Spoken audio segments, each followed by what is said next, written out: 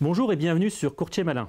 Dans cette vidéo, nous allons évoquer le sujet des garanties demandées par la banque afin de vous accorder votre crédit immobilier. Bien généralement, sans garantie, vous n'aurez pas de prêt. Elles sont de trois sortes. Le privilège de prêteur de deniers, ou PPD dans le jargon bancaire, l'hypothèque et l'organisme de caution. Les deux premières, le PPD et l'hypothèque, sont obligatoirement prises par un notaire. La dernière, l'organisme de caution, directement par la banque. Le plus connu au niveau de l'organisme étant le Crédit Logement. Afin de comprendre mieux tout cela, nous avons invité un notaire, Maître Sylvain Roussel, notaire à Roubaix. Maître, bonjour. Bonjour M. Dagreville. Pouvez-vous nous expliquer, Maître, en quoi consistent les différentes garanties que vous inscrivez, à savoir le PPD et l'hypothèque? Bien sûr.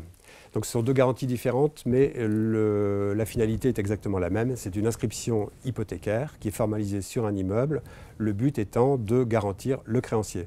Donc la banque. Le créancier, et qui est généralement, effectivement, une banque. D'accord. Donc une garantie va être inscrite sur l'immeuble, c'est-à-dire qu'au fichier qui est national, au fichier immobilier du bureau des hypothèques, on saura que telle société, telle banque est privilégiée sur un immeuble. Ça veut dire que si mon client a des difficultés pour rembourser son prêt, qu'est-ce qui se passe? Absolument. En cas de difficulté pour rembourser le prêt, la banque va pouvoir procéder à une saisie immobilière de l'immeuble. Elle va devenir quasiment propriétaire de l'immeuble, le faire vendre aux enchères et se payer sur le prix. C'est donc une sécurité juridique quasi absolue pour elle. Et c'est la crainte de tous nos clients emprunteurs, c'est de dire voilà, se faire saisir sa maison parce qu'on ne sait plus payer. C'est vraiment le dernier recours. C'est heureusement assez rare.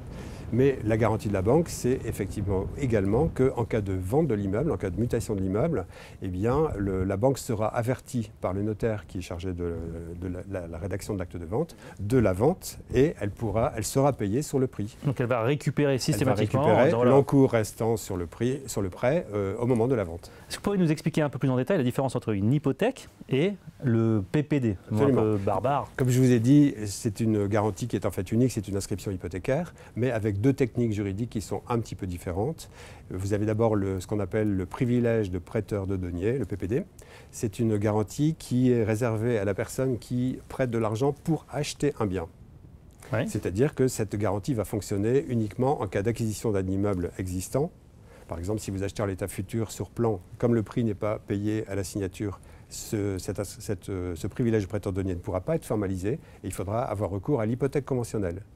De même, si vous voulez acheter un bien et faire des travaux, par exemple vous allez acheter un immeuble de 200 000 € et faire 50 000 € de travaux, vous pourrez garantir la banque avec un PPD, un privilège de prêteur de deniers, pour les 200 000 € qui servent à payer le prix. En revanche, pour la partie qui finance les travaux, les 50 000 €, il faudra donner à la banque une affectation hypothécaire complémentaire. D'accord, donc il y aura une prise de PPD et une prise d'hypothèque conventionnelle. D'accord, donc un PPD pour 200 000 €. Absolument. Une hypothèque pour 50 000 €. D'accord. En ce moment, on a beaucoup de renégociations de prêts. Oui. Donc je suppose que là, vu ce que j'ai compris, systématiquement, ce sera une hypothèque. Absolument, puisque le prix n'est pas plus à payer, voilà, ce sera forcément et nécessairement une hypothèque conventionnelle. D'accord. Donc, alors qu'est-ce qui se passe si au bout de 7 ans, je revends mon bien immobilier? Parce que ça, c'est ce qui arrive assez souvent. La durée de détention moyenne d'un appartement, d'une maison, c'est 7 ans. Donc au bout de 7 ans, je décide de revendre mon bien, voilà, puis pour en acheter un nouveau. Alors je vous réponds dans une seconde, mais je reviens un petit peu sur la différence entre le privilège de prêteur de deniers et l'hypothèque conventionnelle, parce que la différence pour le client, c'est finalement le coût. D'accord. Puisqu'il y a une taxe qui est uniquement pour les affectations hypothécaires conventionnelles, les hypothèques conventionnelles, qui est de 0,715%, qui n'existe pas pour le privilège de prêteur de deniers. Donc c'est la différence essentielle. La différence, c'est le prix. Voilà. Une hypothèque, le coût de la garantie. Ça va coûter à peu près, à la grosse, 1% de plus qu'un PPD. Ou 0,7. On peut dire ça comme ça, c'est un peu moins. Ouais. Ouais. Mais donc une hypothèque est plus chère. Voilà. Qu'un privilège de prêteur de deniers. Voilà. Et donc votre question suivante, c'était de savoir ce qui se passait quand on vend un bien.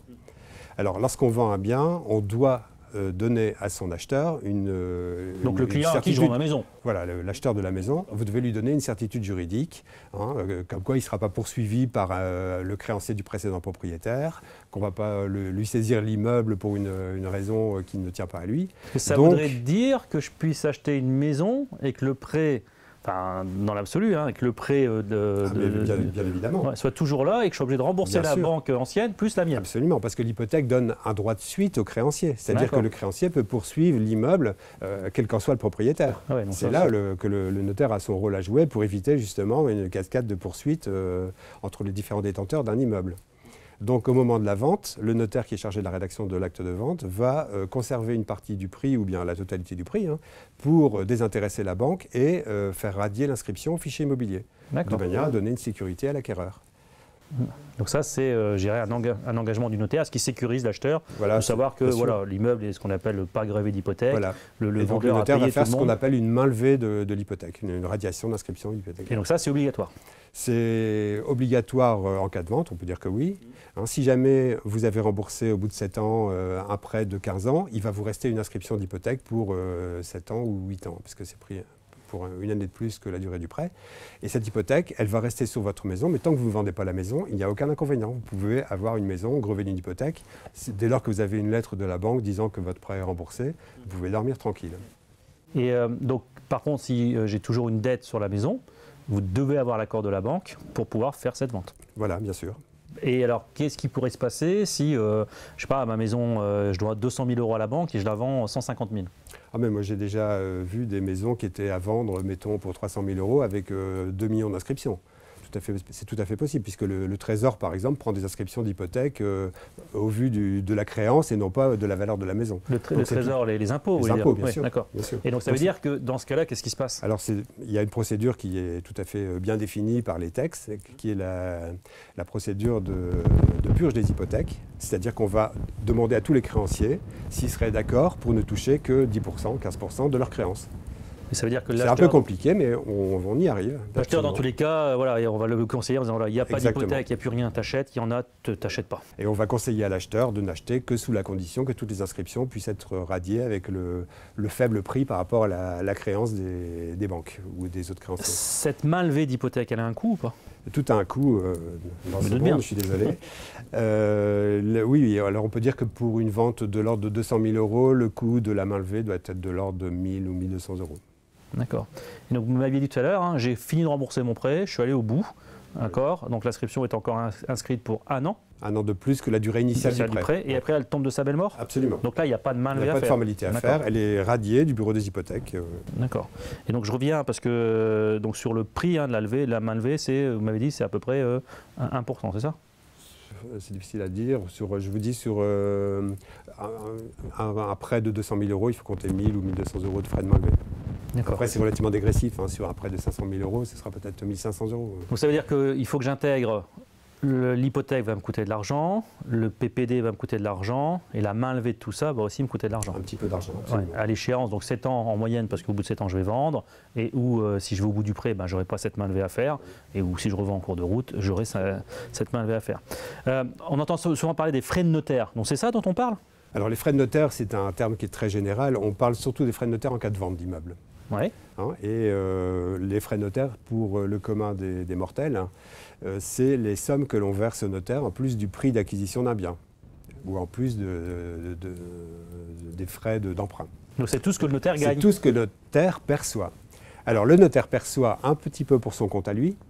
Les honoraires de vente sont de l'ordre de 0,8% du prix. Et le reste, il perçoit surtout pour le compte de l'État.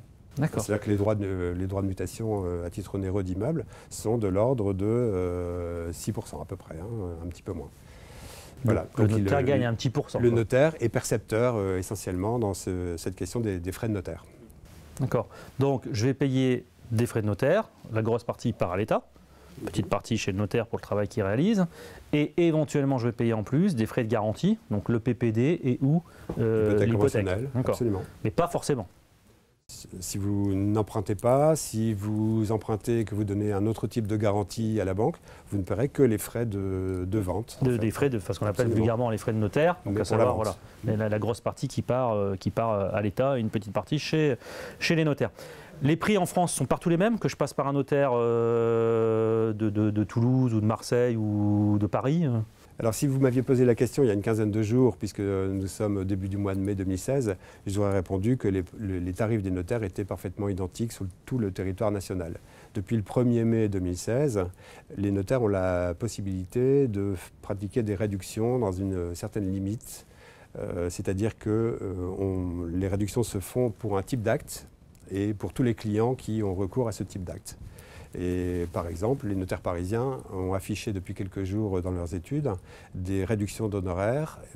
Donc je vais vous donner clairement ce qu'ils disent. C'est qu'au-dessus d'une mutation de 10 millions d'euros, la réduction est de 10%. Pour une mutation qui dépasse 20 millions d'euros, la réduction des honoraires est de 20%, etc. Jusqu'à 30 et 40%. C'est une réduction de 20% sur le pourcent qu'ils prennent, c'est ça? Sur le pourcentage des honoraires, c'est ça. D'accord. Absolument. D'accord. Et je peux ajouter aussi, à propos de ces honoraires, que les honoraires sont maintenant plafonnés pour les petites mutations. C'est-à-dire que les honoraires ne peuvent pas dépasser 10% du prix de vente d'un immeuble. Dans tous les cas, c'est maximum, c'est 10%. Si par exemple vous voulez acheter un emplacement de garage, exactement, un emplacement de parking qui va coûter, allez, mettons 5 000 à 6 000 euros, les honoraires seront plafonnés à 500 ou 600 euros. D'accord. Sachant que le prix moyen de revient d'un acte est plutôt de l'ordre de 1 000 euros, 1 500 euros, voire 2 000 euros. C'est un petit peu délicat pour le notaire et les notaires ne seront sans doute pas très pressés de réaliser ce genre d'acte. Ouais, voilà. C'est pas le genre de dossier vers lequel les notaires vont orienter leur cœur de métier. Ouais, voilà, tout à fait. J'ai bien compris. Ben, écoutez, maître, je pense que c'est très clair. Un grand merci à vous en tout cas. Merci beaucoup. Il nous reste à voir la troisième sorte, à savoir les organismes de caution mutuelle. Dans les faits, il s'agit d'un pot commun. Le banquier vous demande de mettre au pot. Un grand nombre de ses clients mettent dans le pot commun. Et si l'un d'eux, donc un client, vient à faire défaut, le banquier va prélever de l'argent dans le pot commun pour se rembourser. D'où le nom de caution mutuelle. Le banquier va donc mutualiser son risque à travers vous. L'organisme le plus souvent rencontré est le Crédit Logement. Donc allez sur le site www.credilogement.fr. Si vous allez sur le site, vous verrez que quasiment, si ce n'est toutes les banques de la place, sont partenaires du site Crédit Logement. Faites une simulation et vous verrez comment cela fonctionne. L'intérêt de Crédit Logement est que votre bien n'est pas hypothéqué.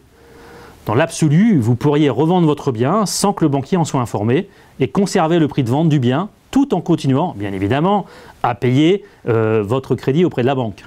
Mais cela, normalement, vous est interdit par votre contrat de prêt. Cependant, on le voit souvent et cela évite notamment de payer les fameux 3% de pénalité de remboursement anticipé. Ce qui est d'autant plus amusant souvent, c'est que le client fait un prêt complémentaire dans la même banque afin d'acheter sa nouvelle maison.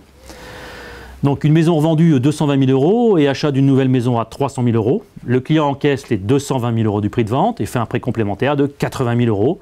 Il conserve son ancien prêt pour des raisons qui peuvent être différentes, style le taux est plus intéressant sur l'ancien prêt que sur les nouveaux taux, éviter de payer les pénalités de remboursement anticipé comme j'ai déjà évoqué, son état de santé du client s'est détérioré, donc c'est plus compliqué pour lui de l'assurer, d'assurer un gros montant, donc il va le conserver et faire un petit prêt complémentaire.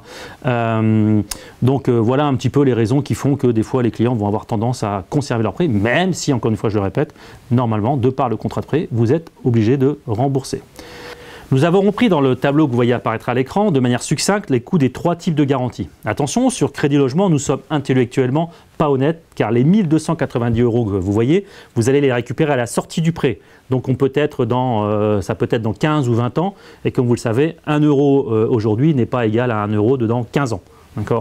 De même, vous allez peut-être les récupérer, c'est pas forcément évident, c'est un fonds mutuel, on l'a vu, c'est un pot commun, si beaucoup de clients font défaut, eh bien, il restera peut-être plus d'argent dans le pot commun. Donc voilà. Comme vous le voyez, c'est l'hypothèque qui coûte le plus cher. Il faut donc prévoir ces, disons, 2 500, 3 000 euros de frais dans votre budget, surtout que souvent le banquier ne désire pas vous les financer. Tout comme les frais de notaire, 14 000 euros, 14-15 000 euros à peu près sur un bien ancien, soit 17-18 000 euros à sortir, d'où l'apport qui va devenir indispensable afin de trouver un financement à l'avenir. Encore une fois, il n'y a pas de solution toute faite et cela va aussi dépendre de votre banquier. Il préférera bien souvent l'organisme de caution mutuelle que le PPD et ou l'hypothèque. L'idéal semble cependant un PPD, mais dans ce cas, il faut absolument avoir négocié les pénalités de remboursement anticipé à 0 ou être certain de conserver le bien jusqu'à la fin du prêt. Les garanties n'ont donc plus de secret pour vous. Je vous retrouve dans une prochaine vidéo sur Courtier Malin.